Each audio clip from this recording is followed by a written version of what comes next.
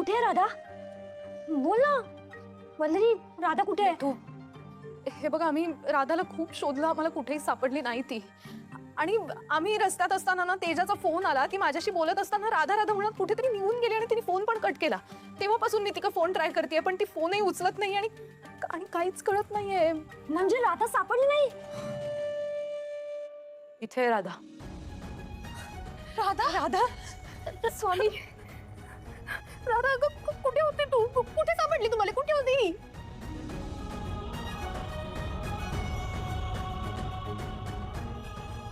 या सगळ्याच्या मागे तो भूते होता. भूतेने घडवून आणलंय सगळं.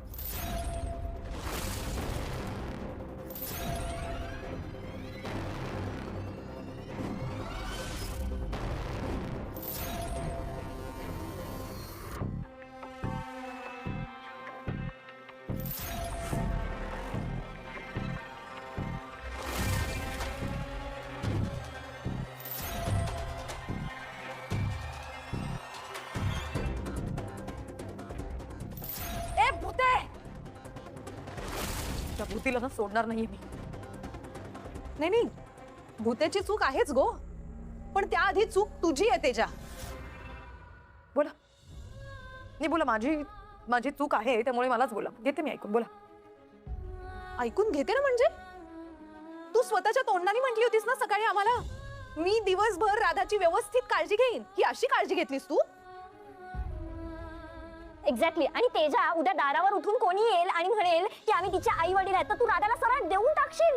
एवढी नकोशी झाली आहे राधा तुला? अगं नाही यार, ते खूप जेन्युइन वाटले मला ते आई बाबा, म्हणून मी दिलं राधाला त्यांच्याकडे. वा, ते जेन्युइन वाटले तुका? हे काय कारण आहे गो तेजा? ते जेन्युइन वाटले आणि एक जिवंत मूल तू त्यांच्या हातात देऊन मोकळी झालीस, पुढचा मागचा कुठलाही विचार न करता? अगं खरंच सांगते, त्यांनी पोलिसांना मेन्शन केलं होतं ग.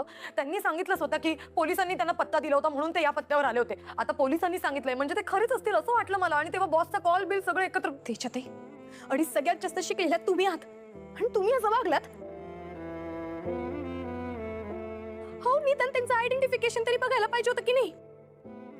त्यांचं आधार कार्ड किंवा दुसरं कुठलं ओळखपत्र काहीतरी पाहायला हवं होतं की नाही तुम्ही? राधाला असं कसं तुम्ही त्यांच्याकडे देऊन टाकलं?